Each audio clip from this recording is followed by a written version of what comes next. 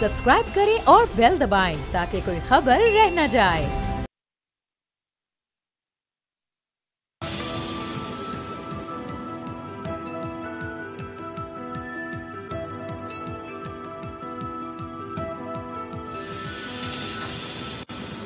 अस्सलाम वालेकुम व्यूअर्स, मैं हूं आपके साथ अमीर अब्बास और आप देख रहे हैं तब्दीली। आज तीसरा रोज़ है सानिया सियालकोट अफसोसनाक दिल खराश वाक़या, और आज तीसरे रोज़ भी लोग अपनी निजी महफिलों में बरमला इस बात का इजहार कर रहे हैं कि ये बहुत बड़ा जुल्म हुआ है और ये किसी तौर पर भी किसी मज़हब के या किसी रियासती आइन व कानून के तहत इसकी इजाज़त दी जा सकती है।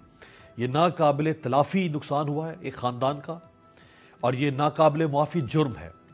लेकिन ऐसे जराइम क्यों होते हैं? इनकी कई वजूहात हैं, लेकिन इनमें से तीन जो बड़ी वजूहात हैं उन पर हम आज बात करना चाहेंगे। पहली वजह, चूँकि ये मज़हब की बुनियाद पर किया गया है, मज़हब कार्ड का इस्तेमाल हुआ है, तो मजहबी इंतहा पसंदी जो पाकिस्तान के अंदर मौजूद है गुज़श्ता 40-45 साल में, जो इस तरह के कई वाक़यात के मुहर्रिक के तौर पर सामने रही है, मजहबी इंतहा पसंदी। दूसरी वजह जिसे डिटरेंस ऑफ लॉ कहते हैं, यानी लोगों के दिल में कानून का, रियासत का खौफ नहीं है। कोई जब उठता है जिस पर चाहे कुफर का फतवा लगा के उसकी गर्दन काट दे, उसे गोलियों से भून दे, उसे घर जला दे, क्योंकि खौफ नहीं है। और तीसरी वजह रियासत की कमजोरी। रियासत समझौते कर लेती है ऐसे वाकयात में, और बेशतर हुआ है, बेशतर समझौते किए हैं रियासत ने। चंद मिसालें आपके सामने रखते हैं। एक वाकया कुछ अर्सा पहले हुआ एक और माइनॉरिटी के साथ रावलपिंडी, रहीम यार खान में, जिस पर इमरान खान साहब ने ट्वीट की बतौर वज़ीर-ए-आज़म अगस्त के महीने में। उन्होंने कहा, मैं रहीम यार खान में भोंग के मकाम पर वाक़े गणेश मंदिर पर हमले की शदीद मज़म्मत करता हूँ। मैं पहले ही आईजी पंजाब को जिम्मेदारों की गिरफ्तारी की बनाने और पुलिस की जानिब से किसी गफलत पर सख्त कार्रवाई अमल में लाने की हिदायत दे चुका हूँ। हुकूमत मंदिर भी बहाल करेगी। तो ये जाहिर करता है कि जो इंतहा पसंदी मजहबी मौजूद है माशरे के अंदर, जो माइनॉरिटीज़ को, वो अहमदी हों, वो क्रिश्चियंस हों, वो हिंदू हों, उनको किस तरह से निशाना बनाती है।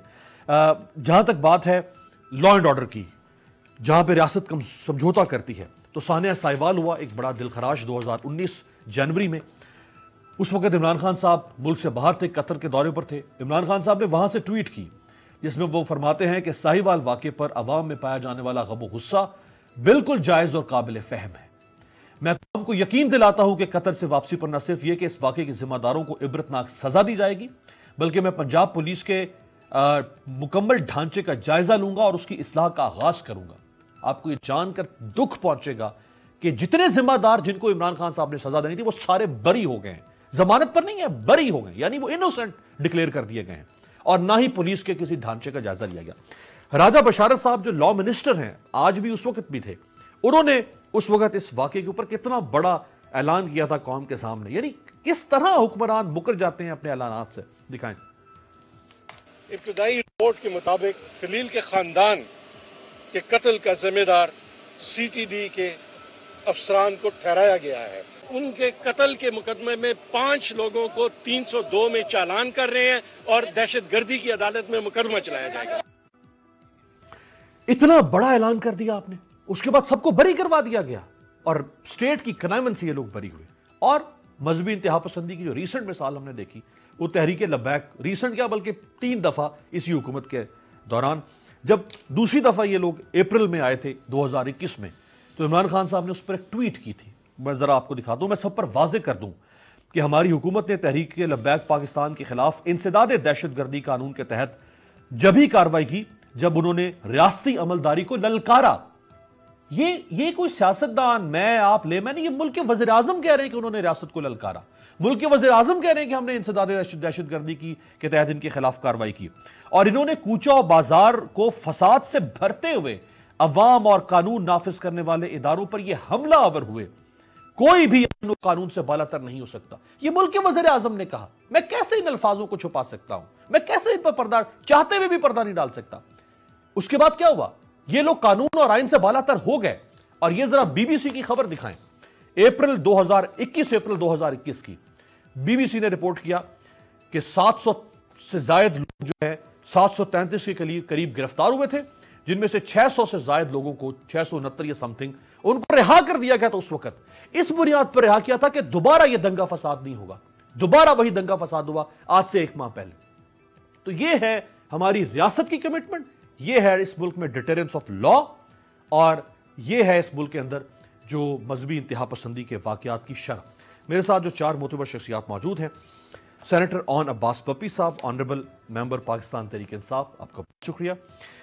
علی گوہر بلوچ صاحب، رکن قومی اسمبلی پاکستان مسلم لیگ نواز ہمارے ساتھ ہیں، آپ کو بہت شکریہ۔ جواد احمد صاحب، کئی حوالے سے ان کا تعارف ہے لیکن سیاستدان بھی ہیں، برابری پارٹی پاکستان کے چیئرمین ہیں، اور چونکہ جو سافٹ معاشرے کی لائف ہوتی ہے اس کو بڑے قریب سے دیکھ چکے ہیں یہ، اس پہ بھی ان سے رائے لیں گے۔ اور علامہ راجہ ناصر عباس صاحب مذہبی اسکالر ہیں اور ایک مذہبی سیاسی جماعت کے سربراہ بھی ہیں۔ چونکہ مذہبی سیاسی جماعتوں نے بھی ہمارے ہاں ایسے بہت سارے واقعات کی ذمہ داری ان پر رہی ہے ماضی میں کہ جو فساد فی الارض کہیں نہ کہیں پھیلاتے رہے ہیں۔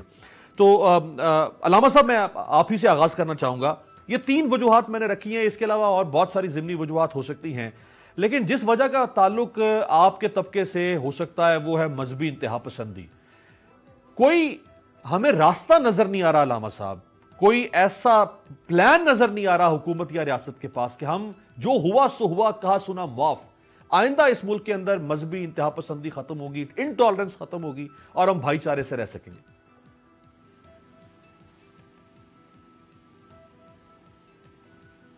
بسم اللہ الرحمن الرحیم، شکریہ آپ کا۔ سب سے پہلے تو یہ جو واقعہ ہوا ہے انتہائی شرمناک اور قابل مذمت ہے۔ یہ الفاظ بھی بہت ہی کم وزن ہو گئے آج کل کے معاشرے میں، بہرحال جتنی بھی اس کی مذمت کی جائے کم ہے۔ جیسا کہ آپ جانتے ہیں کہ پاکستان کے اندر جب خود ہمارے ریاستی ادارے مذہبی انتہا پسندوں کو وجود دیں، انہیں مسلح کریں، انہیں طاقتور بنائیں، ان کے جتھے بنائیں اور اس ملک کے اندر تکفیر شروع کرائیں، انتہا پسندی کو رواج دیں، لوگوں کو بسوں سے شناختی کارڈ دے کر اتار کے مارا جائے اور کسی کو سزا نہ ملے، کئی ہزار جنازے اٹھیں، قاتل کو کیفر کردار تک نہ پہنچایا جائے۔ کون سا ملک، کہاں ہوتا ہے کہ ایک ملک کے اندر ملکی ادارے ہی قاتلوں کو پالیں، ملکی ادارے ہی ان کے ہاتھوں میں اسلحہ دیں، ملکی ادارے ان کو منظم کریں، انہیں سپورٹ کریں، ایک قاتل کو بھی سزا نہ ملے؟ تو جب آپ بقول چودھری فواد صاحب کے کہ ٹائم بم خود جو ہے وہ رکھیں گے اور لگائیں گے وہ پھٹیں گے، اس میں جب آپ انتہا پسندوں کو سپورٹ کریں گے، ان کو اہمیت دیں گے، جو سوسائٹی کے معتدل طبقات ہیں ان کی آواز کو دبا دیا جائے گا، انہیں کم اہمیت کر دیا جائے گا، تو پھر آپ جو بوئیں گے وہی کاٹیں گے۔ آپ نے نفرتیں بوئی ہیں، نفرتیں کاٹو گے، آپ نے انتہا پسندی کو بویا، اسے کاٹو گے۔ یہ جو آپ کاٹ رہے ہیں یہ بویا ہے اس ملک کے اندر، جیسے آپ نے خود بھی کہا ہے کہ آپ قتل کرنے والوں کو اگر میڈل دیں گے، قاتلوں کو مین سٹریم میں لانے کی بنیاد کے اوپر آپ ایک خوبصورت عنوان دیں گے، مین سٹریم میں لایا جا رہا ہے، اور اس کے نتیجے میں قاتلوں کو آپ اپنے گھر کے اندر لے آئیں گے۔ کیا انہوں نے پاکستان کے آئین کو قبول کرنے کا اعلان کیا؟ کیا انہوں نے معذرت خواہی کی؟ کیا انہوں نے توبہ کی؟ کس بنیاد کے اوپر؟ نہ عوام کو پتا، نہ کسی کو پتا۔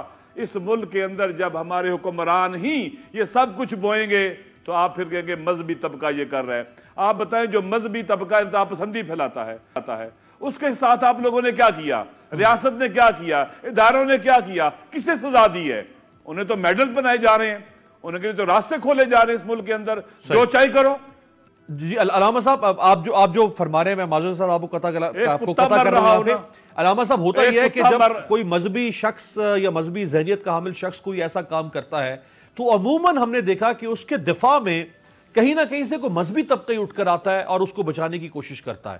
تو یہ جو ہمارے ہاں یہ بحثی پائی جاتی ہے کہ اگر کوئی صحافی غلط کر رہا ہے تو ہماری صحافتی تنظیمیں اکٹھی ہو جائیں گی، کوئی مذہبی شخص ہے تو مذہبی تنظیمیں، ایسا کیوں ہو رہا ہے؟ میری بات سنیں،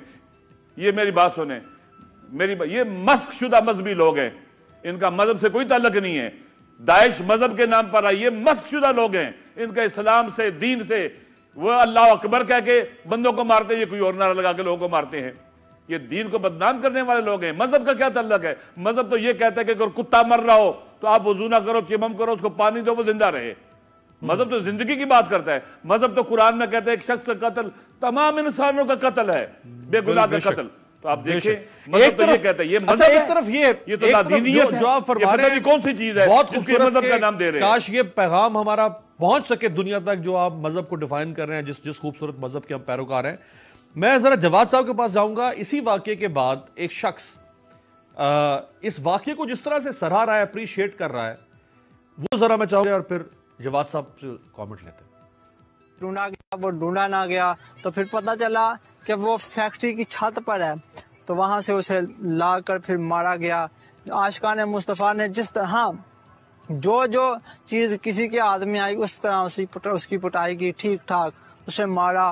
کوئی ڈنڈوں سے مارا تھا، کوئی لاتوں سے، کوئی ہوروں سے، ہر طرح سے اس کی مرمت کی اور بالآخر اسے واصل جہنم کر دیا. بتلا دو گستاخ نبی کو غیرت مسلم زندہ ہے، دین پہ مر مٹنے کا جذبہ کل بھی تھا اور آج بھی ہے. پھر اسے باہر لا کر مین سڑک پر اسے پھر جو ہے نا آگ لگائی گئی، اس کے اوپر پیٹرول پھینکا گیا. پھر عاشقان مصطفیٰ نے اپنی جیکٹوں کو اتارا. اتنی بے حسی جواد احمد صاحب کے بجائے یہ کہ ہم بطور اجتماعی معاشرے کے طور پہ اپنے چہرے پر خود تمانچے مار کے اپنا چہرہ لال کریں اور سر جس طرح شتر مرغ ریت میں دھنس لیتا ہے اپنا، فخر ہو رہا ہے اس واقعے کے اوپر. یہ ایک رات میں تو نہیں نا سوچ، یہ تو سوچ ہے اس کی، جس نوجوان کی مذہبی تربیت اس طرح سے ہوگی. اس کو سکھایا یہ گیا ہے کہ ایسے واقعات میں کس طرح سے ریاکٹ کرنا چاہیے. امیر عباس صاحب، میرے لیے نا یہ پورا جو معاملہ ہے یہ صرف یہ نہیں ہے کہ کچھ لوگوں نے یہ کیا ہے یا کوئی مذہبی لوگ ہیں جنہوں نے کیا ہے یا مذہبی جذبات بھڑک گئے تو انہوں نے کیا ہے. یہ ایکچولی ایک پوری کلاس ہے جن کو آپ نے نہ ادھر تعلیم دی ہے، نہ علاج دیا ہے، نہ روزگار ہے، نہ ان کے پاس عزت ہے. ان کو تھانوں میں مارا جاتا ہے، ان کو کہیں پہ بھی کچھ بھی کوئی بھی کرتا ہے. یہ غریب لوگ ہیں، ان پڑھ بھی ان میں سے وہ بھی ہیں جو تھوڑے بہت پڑھے لکھے ہیں لیکن وہ چھوٹے چھوٹے کام کرتے ہیں. فیکٹری کے مزدور جو ہوتے ہیں، آپ اگر ان کی زندگی کے حالات کا جائزہ لیں تو آپ کو پتہ چلے گا کہ ان کے اندر کتنا غصہ، کتنی نفرت ہے اس معاشرے کے لیے. ابھی مہنگائی کا عالم آپ دیکھ لیں. یہ ہمارے حکمران 300 کنال کے گھروں میں رہتے ہیں، یا اس سے پہلے نواز شریف ہزاروں کنالوں میں رہتے تھے. اس کے علاوہ بلاول بھٹو زرداری جو ہیں ان کے نام پہ بلاول ہاؤس 2 تو میں دیکھ چکا ہوں، اس کے علاوہ پتہ نہیں کتنی جائیدادیں ہیں. ان کو تو معلوم ہی نہیں ہے کہ اس ملک کے اندر 80% لوگ رہتے کیسے ہیں.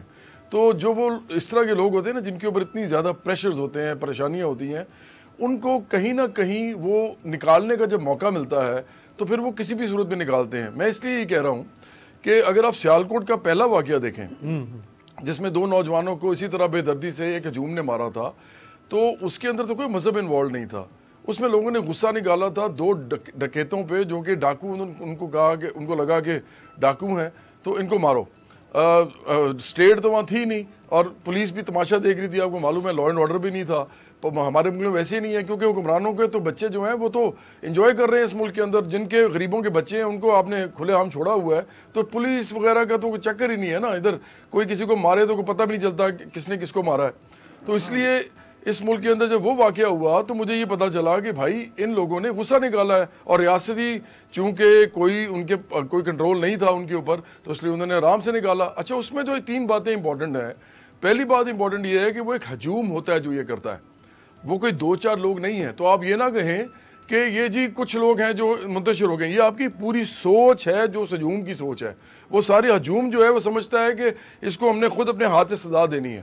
دوسری بات کیا ہے کہ اس ہجوم میں سے چند لوگ بھی نہیں ہوتے کہ جو کہ ان کو بچانے کی کوشش کریں. اگر 1-2 لوگ ہیں بھی تو ان کو سائیڈ لائن کر دیا جاتا ہے، وہ بیچارے ڈر کے ادھر ادھر ہو جاتے ہیں. لیکن یہاں پہ میجورٹی جواد صاحب، یہاں پہ میں ان 2 لوگوں کو اگر ہم ان کو یہاں پہ آج یاد نہ کریں تو یہ ناانصافی ہوگی. اسی فیکٹری کے 2 لوگ جی جنہوں نے کمال اپنی زندگی کو لیکن وہاں نہیں تھے. لیکن امیر باس میں آپ کو بتاؤں کہ وہاں نہیں تھے. سیالکوٹ والا جو پہلا واقعہ تھا وہاں پہ پولیس سمیت ہجوم سمیت کوئی ایک بھی نہیں تھا. پہلا والا واقعہ جہاں پہ وہ 2 بھائیوں کو مارا گیا تھا. اچھا، پھر تیسری چیز یہ ہے کہ یہ تو وہ ہو گئے نا کہ جنہوں نے مارا اور یہ وہ لوگ ہیں جنہوں نے بچانے کی کوشش نہیں کی. تیسری چیز یہ ہے کہ وہ ہجوم میں بہت سے لوگ نہ مار رہے ہیں اور نہ بچا رہے ہیں. وہ کھڑے ہو کے تماشا دیکھ رہے ہیں اور ساتھ وہ تصویریں کھینچ رہے ہیں اور وہ سیلفیز بنا رہی ہیں. اچھا، یہ اس سے پورا آپ کو سمجھ کے آتی ہے، وہ یہ آتی ہے کہ ایکچولی اسٹیٹ کی کوئی ریٹ ہے ہی نہیں. عمران خان کی گورنمنٹ میں بھی نہیں ہے، ان سے پہلے والی میں بھی نہیں تھی. کیوں نہیں ہے؟ کیونکہ عام لوگ ان کا مسئلہ ہی نہیں ہے. عام لوگ تو ادھر کیڑے مکوڑوں کی طرح جانوروں کی طرح رہتے ہیں, ان کے مسئلے وہ خود ہی ریزالو کرتے ہیں, اور لوگوں کو پتا ہے کہ ہمارے مسئلے نہ تھانے میں جا کے حل ہونے ہیں نہ کچہری میں جا کے, تو اپنے ہاتھ میں مسئلہ لے لیتے ہیں. علی گڑھ بلوچ صاحب, یہ آپ کا اپنا طبقہ جو سیاسی طبقہ ہے وہ کیسے مذہبی انتہا پسندی کو ایکسپلائٹ کرتا رہا ہے؟ میں ذرا شیخ رشید صاحب کی 2017 میں جب ٹی ایل پی نے دھرنا دیا نواز شریف صاحب کے خلاف, تو اس وقت کیا شیخ رشید صاحب نے کہا تھا وہ دکھائیں.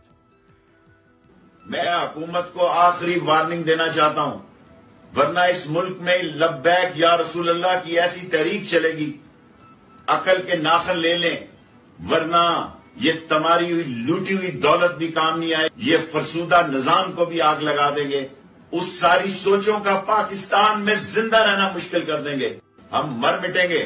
جی علی گڑھ بلوچ صاحب, یہ ہے تو شیخ رشید صاحب کی آواز, لیکن یقین کریں کہ یہ آواز میں نے ہر پارٹی میں کم و بیش سنی ہے. آپ کی پارٹی میں بھی, تحریک انصاف میں بھی, اور مذہبی پارٹیوں میں تو یہ ہوتا ہی رہا ہے. تو جب آپ لوگ خود ایکسپلائٹ کریں گے وقتاً فوقتاً سیاستدان, تو پھر انتہا پسندی کو روکے گا کون؟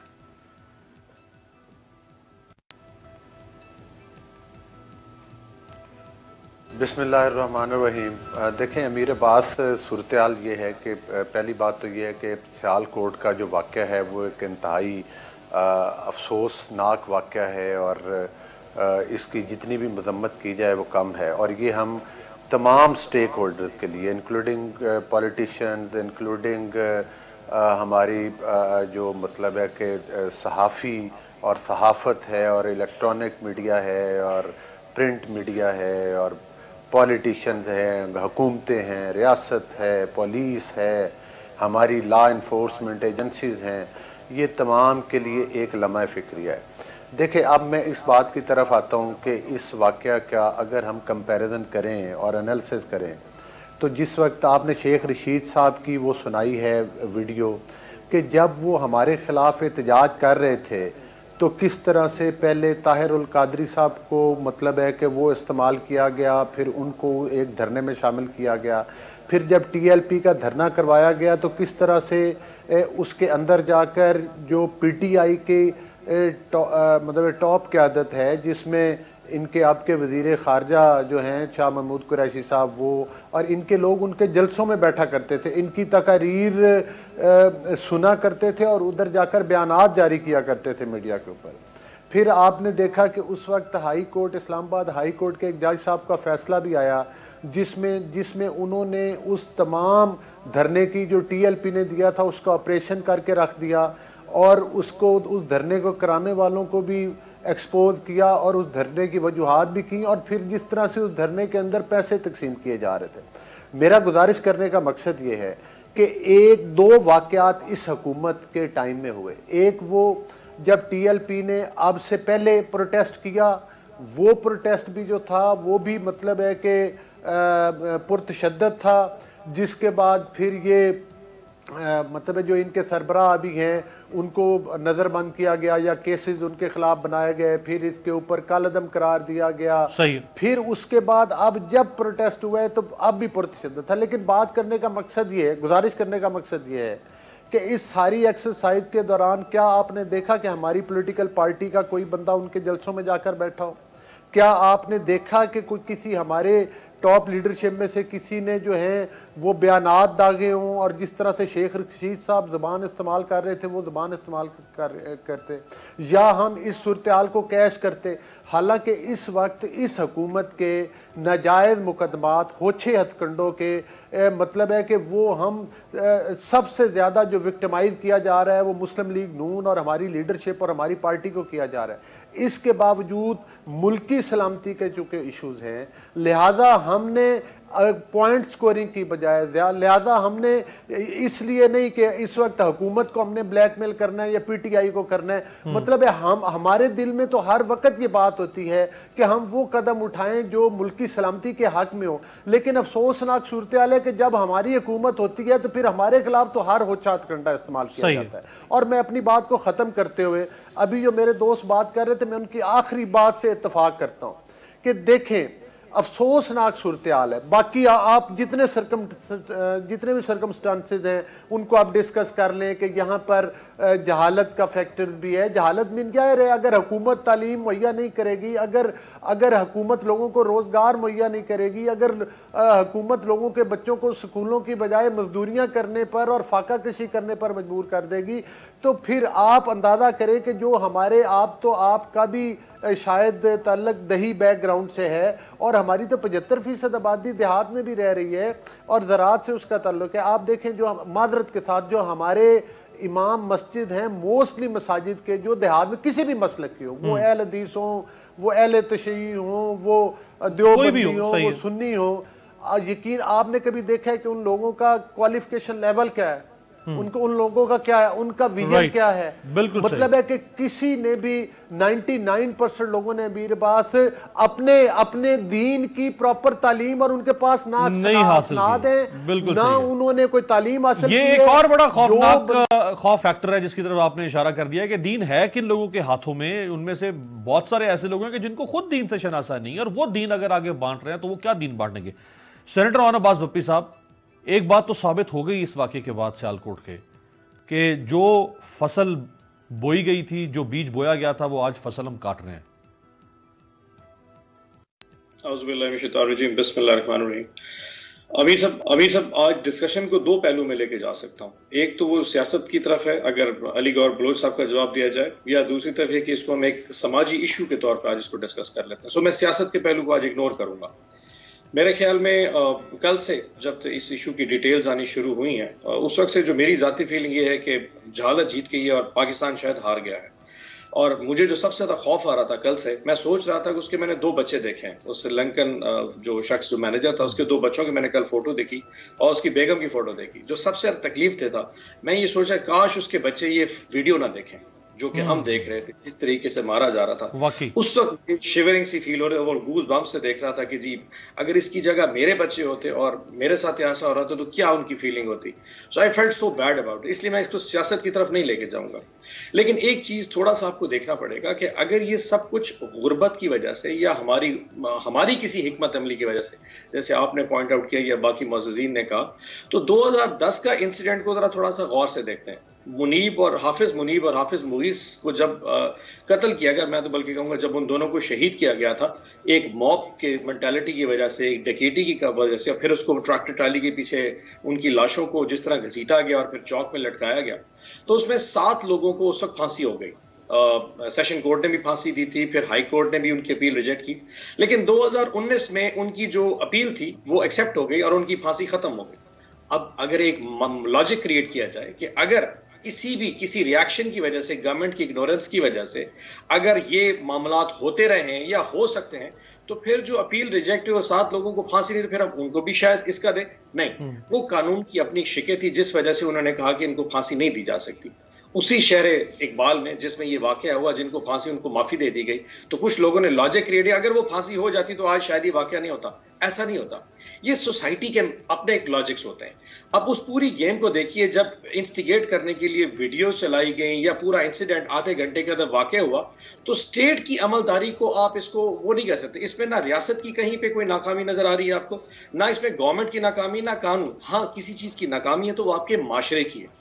اب میں مانتا ہوں جیسے کہ علی گور بلوچ نے کہا کہ ٹھیک ہے تعلیم کا فقدان بھی ہو سکتا ہے, سوچ کا بھی ہو سکتا ہے, لیکن میں شاید جواد صاحب کی بات سے ایگری نہیں کرتا. اگر ایک ملک کا وزیر اعظم پچھلے 3 سال میں اپنی تقاریر میں بار بار یہ کہتا ہے کہ جی اس معاشرے کو مدینے کی ریاست کی بنیاد پہ لے کے چلنا ہے, اور اس میں پھر وہ ایتھکس کی بات بھی کرتا ہے, حیا کی بات بھی کرتا ہے, وہ سچائی کی بات بھی کرتا ہے, وہ سوچ کی بھی بات کرتا ہے کہ جس کو وہ چاہتے ہیں کہ انکلکیٹ کیا جائے سوسائٹی میں, تو پرائم منسٹر صاحب تو سمجھتے ہیں کہ ہماری سوسائٹی کا اصل جو مسئلہ ہے وہ ہماری سوچ کا ہے, وہ اس موب مینٹیلٹی کا ہے, جو کسی بھی طور کے اوپر اس کو منور کرنا شاید اس کے لیے 1 منٹ چاہیے ہوتا ہے کہ آپ اس کو کس ڈائریکشن میں لے کے جائیں, چاہے وہ پازیٹیو چاہے وہ نیگیٹو. لیکن سوال تو یہ ہے نا کہ کنڈیم تو ظاہری بات ہے, اس کو کوئی اپریشیٹ تو نہیں کر رہا, کوئی سیاستدان ہو, کوئی سیاسی یا غیر سیاسی کوئی بھی شخصیت, کنڈیم تو سب کر رہے ہیں, پرائم منسٹر نے کیا, اپوزیشن نے کیا, سب کر رہے ہیں. لیکن کنڈمنیشن تو ہر اس طرح کے واقعے کے بعد ہوتی رہی ہے. سوال تو یہ کہ واقعات ہو کیوں رہے ہیں اور روکے کیسے جائیں گے, اور رک کیوں نہیں رہے ہیں. ایک بریک کے بعد اس پہ بات کرتے ہیں.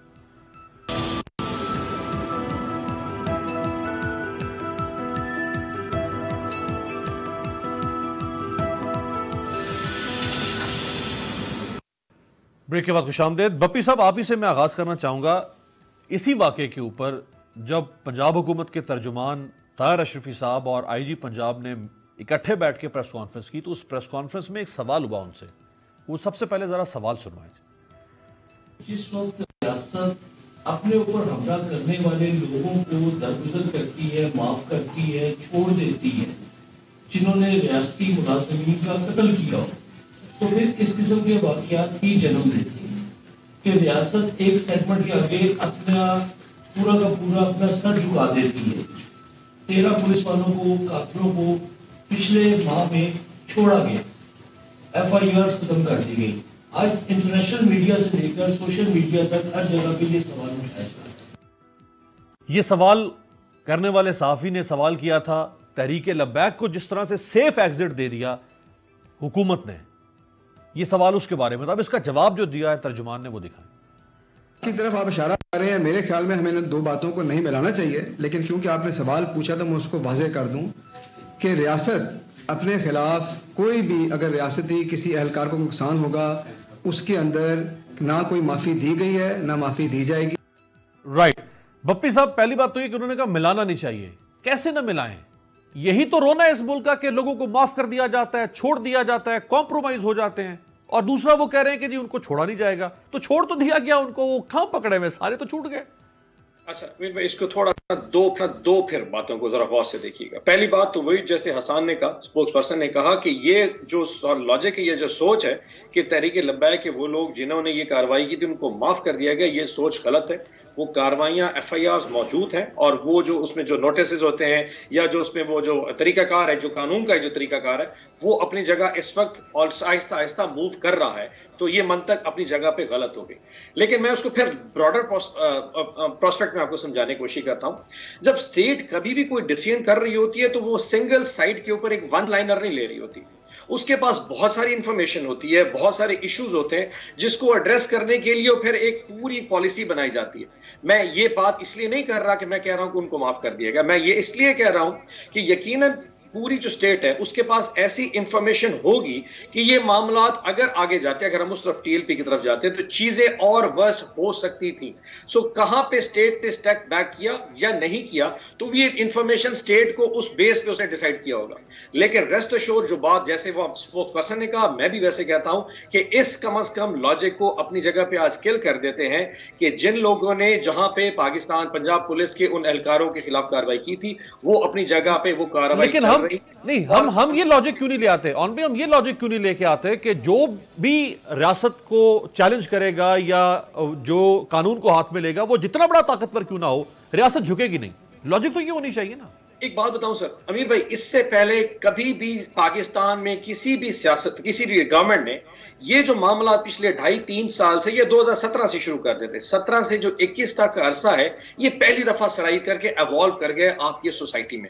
उसको टैकल करने का तरीका भी स्टेट पहली दफा ही सीख रही है कि कहां पे फ्रंट एंड पे जाना है और कहां बैक एंड पे जाना है। लेकिन जो एक चीज कंफर्म है, जिसके ऊपर यकीनन अली गौर बलोच साहब मुझसे एग्री करेंगे, ये वो टाइम है जिस वक्त रियासत, स्टेट, गवर्नमेंट, ऑपोजिशन और all segments of the society को एक स्टांस लेना पड़ेगा। सिंगल आउट करके कोई बंदा साइड से उसको निकल के ये नहीं कह सकता कि जो परसों का इंसिडेंट था वो ठीक था या इससे पहले जो TLP था वो जो मामला तो वो ठीक थे या गलत थे। सो सबको एक स्टांस लेना पड़ेगा। बिल्कुल, ये अच्छी बात है कि सबसे पहले तो एक इत्तेफाक राय होना चाहिए कि जो गलत है वो गलत है।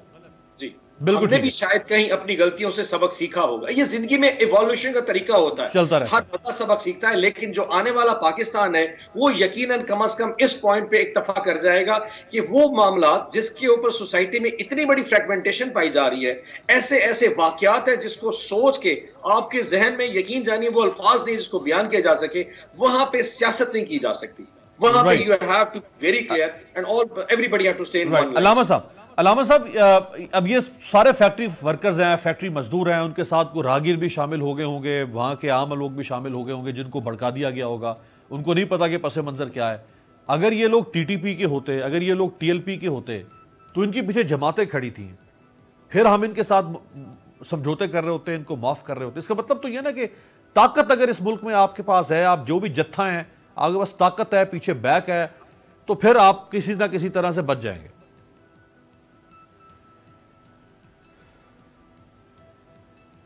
کہتے ہیں جی کہ جاہل کو اگر جہل کا انعام دیا جائے اس حادثہ وقت کو کیا نام دیا جائے. ہم نے تو یہ دیکھا ہے کہ ایک پھوڑا جو سرطان اور کینسر کا پھوڑا ہے اسے پنپنے دیا جاتا ہے, پھر اسے بڑا ہونے دیا جاتا ہے, پھر اس کے آگے سجدہ ریز ہوا جاتا ہے, سر جھکایا جاتا ہے, کمزوری دکھائی جاتی ہے. پہلے بھی میں نے عرض کیا کہ اس ملک کے اندر نفرتوں کو رواج دیا گیا, باقاعدہ سرکاری سرپرستی کے اندر قاتل پالے گئے, جتھے بنائے گئے, تکفیر کی گئی, لوگوں کو بسوں سے اتار کے مارا گیا. معاشرے کے اندر جہالت اور جہالت سے خطرناک جہلیت ہے, جہلیت کو رواج دیا گیا. یہ جہلیت کا نمونہ تھا جو بندے کو جلا کے مار رہے ہیں, اس کو آگ لگا رہے ہیں, اور وہاں کوئی ایک روکنے والا بھی نہیں ہے, افسوس کرنے والا بھی نہیں ہے. ہم تو توجیہ کرنا شروع ہو گیا ہے, کیا اسے کہتے ہیں کہ وضاحتیں دینا شروع ہو گیا کہ ایسے نہیں, اتفاق کس چیز پر ہونا چاہیے عمل کرنے کے لیے. مجھے بتلائیں کہ آج تک پاکستان میں کس قاتل کو سزا ملی ہے, کس مجرم کو سزا ملی ہے. میں علی گور بلوچ صاحب سے ذرا کامنٹ لیں. علی گور بلوچ صاحب سے. علی گور بلوچ صاحب, آج چونکہ تیسرا دن ہے ہم اس پہ بات کر رہے ہیں, شاید کل پرسوں تک اور میڈیا اس پہ بات کرے گا. کل آپ کی پی ڈی ایم جو ہے وہ اعلان کرنے جا رہی ہے سیاسی طور پہ حکومت کا, سارا میڈیا ڈائیورٹ ہو جائے گا آپ لوگوں کی اس اسٹریٹجی پہ جو آپ حکومت کے خلاف بنا رہے ہیں. یہ ثانیہ سیالکوٹ پیچھے رہ جائے گا, اس کی لاش بھی پہنچ جائے گی سری لنکا, کولمبو لینڈ کر جائے گی, بات ختم ہو جائے گی. ہم ایک اور واقعے کی تیاری شروع کر دیں گے پھر.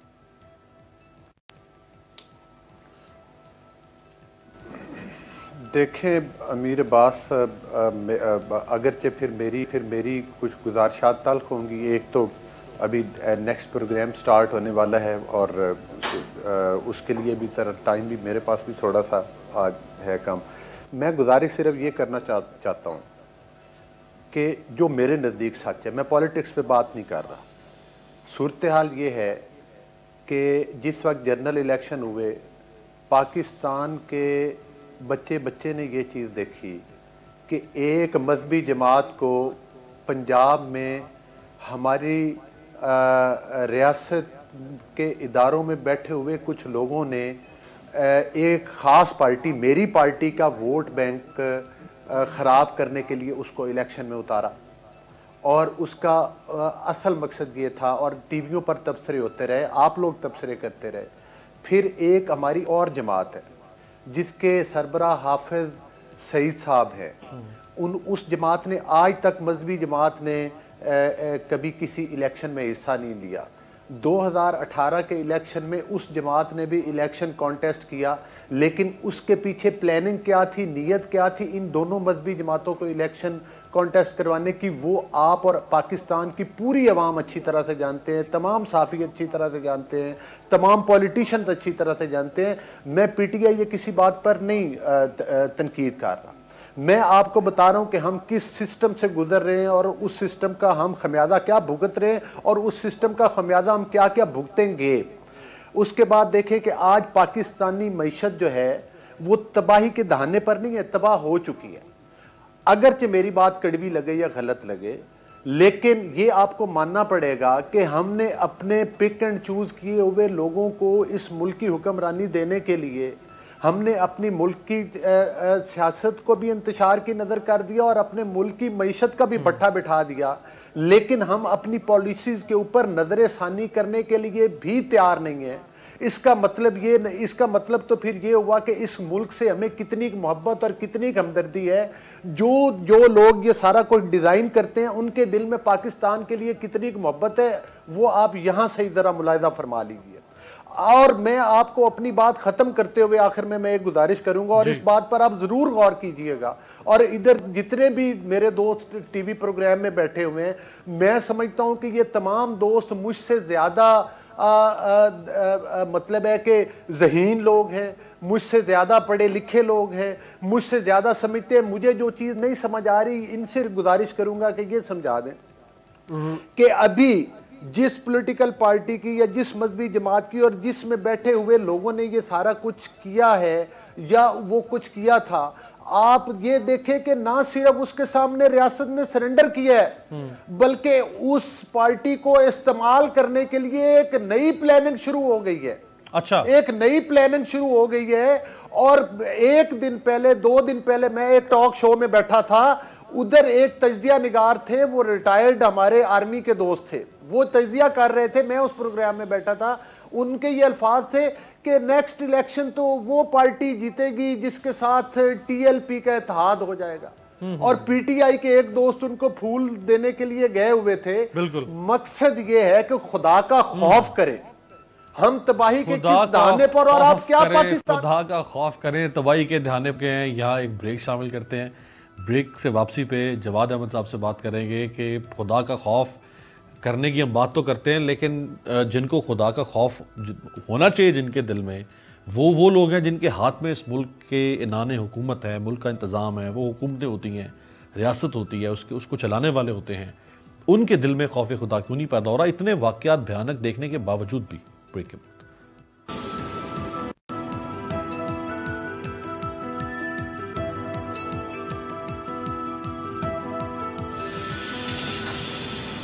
بریک کے بعد خوش آمدید. جواد احمد صاحب, خوف خدا کس کو ہونا چاہیے؟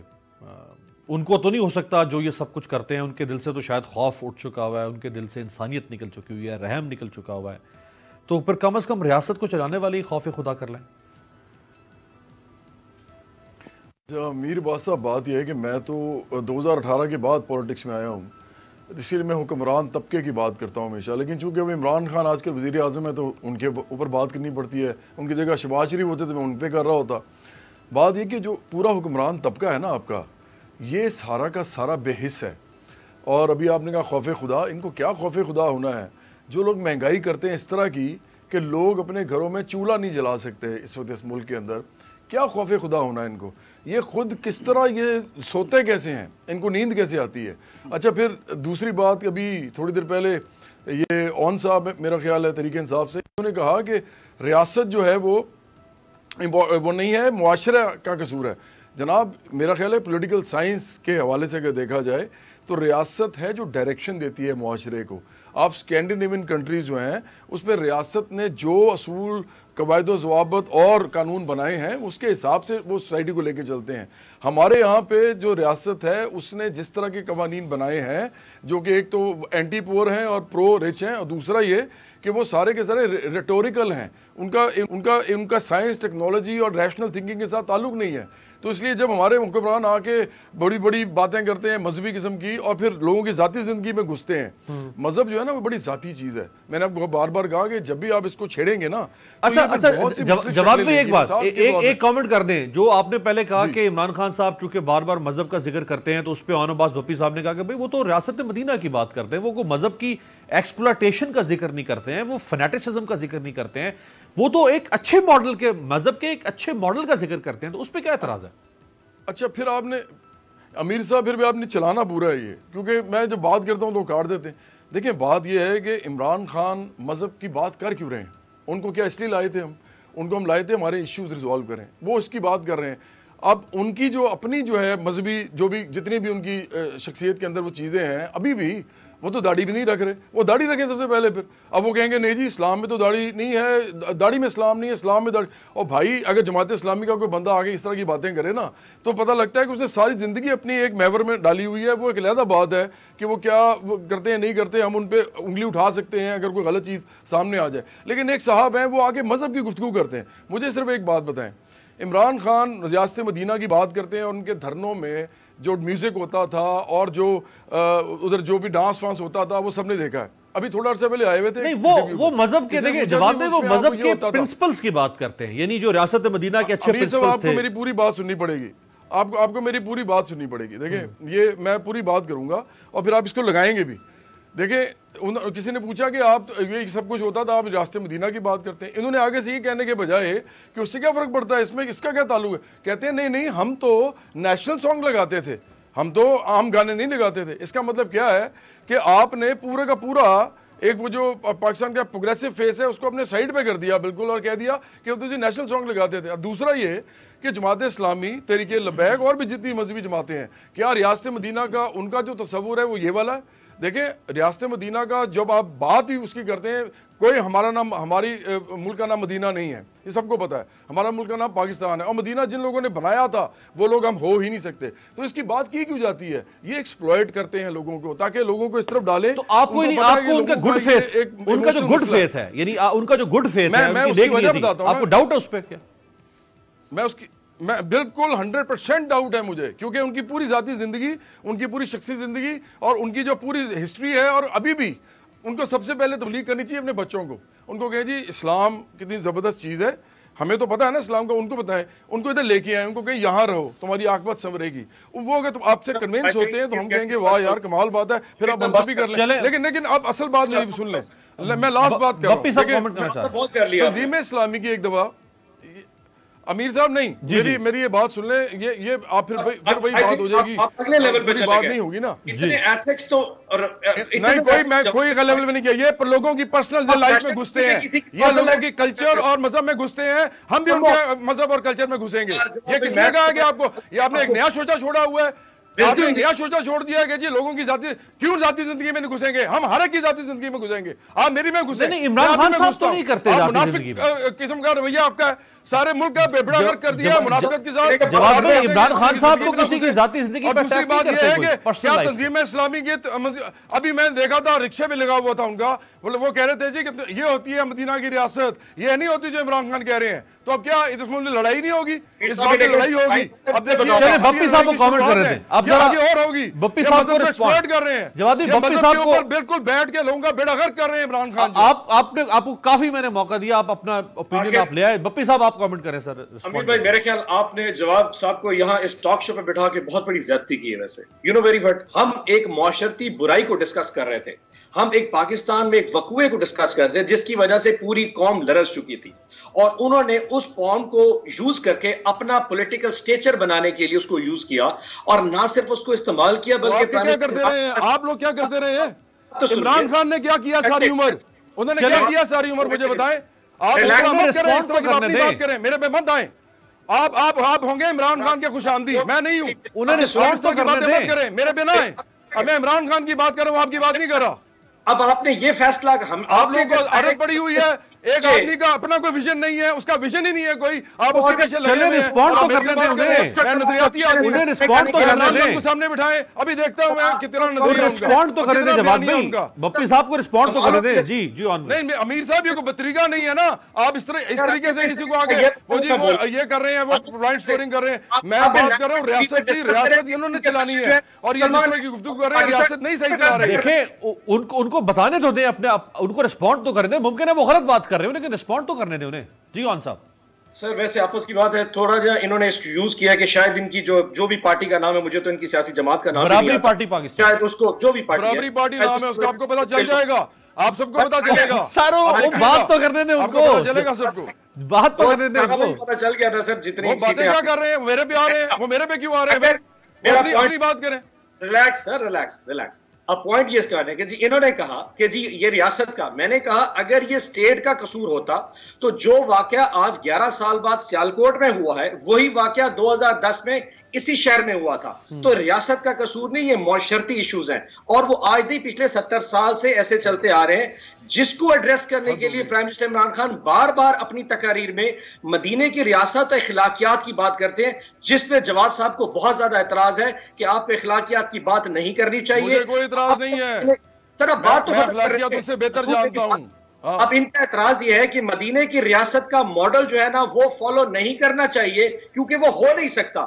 اب اس منطق کو کم از کم میں جھوٹ بول رہے ہیں یا آپ غلط بات کر رہے ہیں, آپ لوگوں کا وتیرہ ہے یہ, آپ جھوٹ بول رہے ہیں, آپ لوگ منافق ہیں سارے کے سارے. میں نے یہ نہیں کہا, میرے منہ میں یہ مت بات ڈالیں, اور یہ آپ اسلام کو پھر یوز کر رہے ہیں, آپ مذہب کو یوز کر رہے ہیں.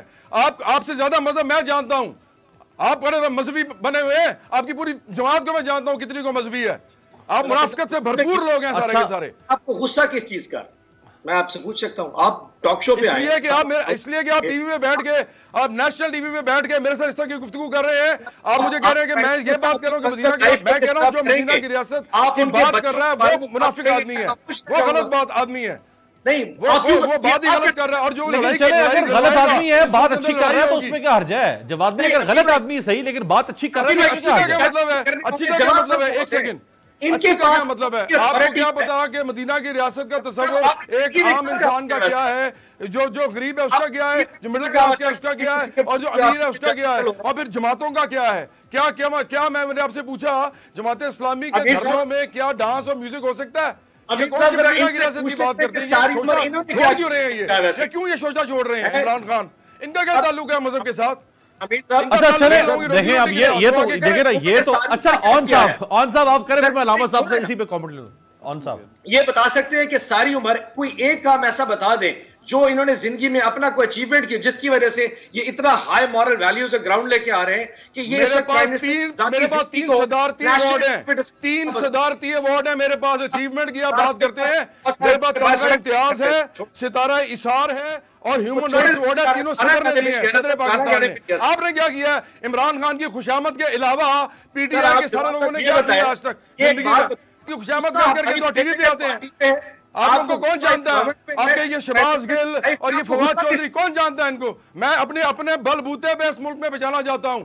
آپ کون ہیں؟ آپ لوگ کون ہیں؟ یہ آتے کس حیثیت میں آپ عمران خان کے شانتی بن کے آتے ہیں. آپ میری بات کر رہے ہیں. عمران خان خود کیا ہے؟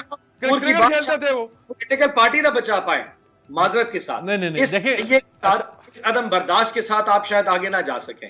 سو معذرت کے ساتھ نیکسٹ ٹائم عدم برداشت کی بات نہیں. آپ میرے ساتھ میں مذہبی گفتگو کر رہا ہوں تو آپ میرے پہ مت ڈالیں گے. آپ کو یہ لگتا ہے, آپ کو ایسے لگتا ہے, میں یہ کر ہی نہیں رہا. یہ والی بات مورل اتھارٹی نہیں ہے. میں کہہ رہا ہوں کہ اس میں جا کے عمران خان نقصان پہنچا رہے ہیں پورے پاکستان کو. میں نے کہا ہے کہ وہ مسلمان کتنے ہیں اور یہ نہیں ہے, یہ آپ کے پاس نہیں ہے اصول. اپنے بچوں کو پالیے. بالکل ٹھیک ہے. یہی میرا خیال ہے. کیوں وہ ہمارے بچوں کی بات کیوں کر رہے ہیں؟ وہ کیوں بات کر رہے ہیں ڈریسز کی؟ اپنے بچوں کو دیکھیں جا کے وہ کیا ڈریسز پہنتے ہیں. ان کے بچے 3 ہیں وہاں پہ, ان سے پوچھیں کیا ڈریسز پہن رہے ہیں. وہ باتیں کیوں کر رہے ہیں اس قسم کی؟ اس ملک میں نفرت پھیلا رہے ہیں. اس ملک کے اندر وہ باقاعدہ مذہب کو سامنے رکھ کے نفرت پھیلا رہے ہیں. اس ملک کے اندر لڑائی ہوگی, آپ میری بات یاد رکھیے گا. لیکن جواد بھائی نہیں, کوئی خدا نہ خواستہ کوئی لڑائی نہیں ہوگی, نہ ہم ہونے دیں گے. ہم سب کوشش کریں گے لڑائی سے بچنے کی. آخری مجھے شارٹلی کامنٹ کریں جواد صاحب کہ آپ کو عمران خان صاحب سے لاکھ اختلاف ہو سکتا ہے, ان کی گورننس, ان کی پالیسیز, لیکن اگر وہ مذہب کے کسی اچھے جیسچر کا ذکر کرتے ہیں کہ مدینہ ایک اچھا ماڈل تھا, اس کو آنا چاہیے, کلچر میں برائیاں نہیں ہونی چاہیے, ویسٹرن کلچر کے اندر خامیاں جو ہیں وہ ہمارے ہاں نہیں آنی چاہیے, امپورٹ نہیں کرنا چاہیے ان برائیوں کو, اس میں حرج کیا ہے اگر وہ یہ بات کر رہے ہیں؟ اس میں کیوں, مطلب اس میں مذائقہ کیا ہے؟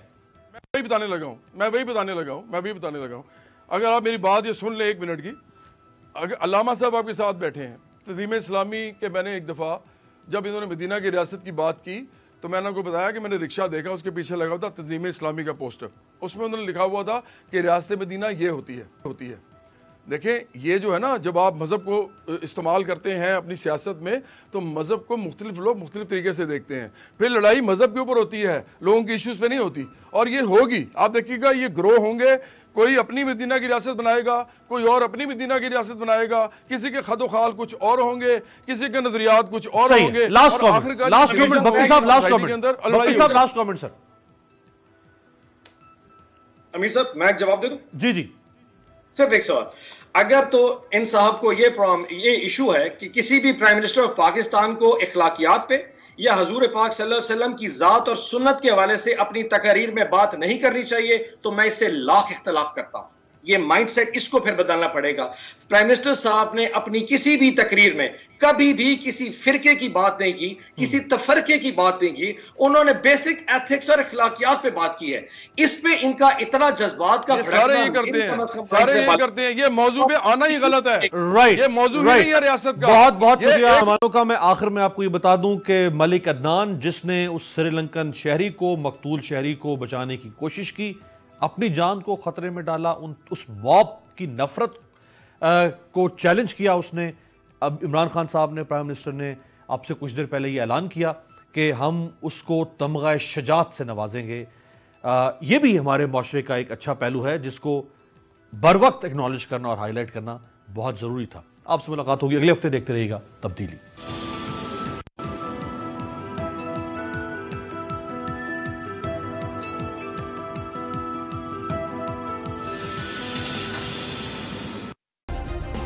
सब्सक्राइब करें और बेल दबाएं ताकि कोई खबर रह न जाए।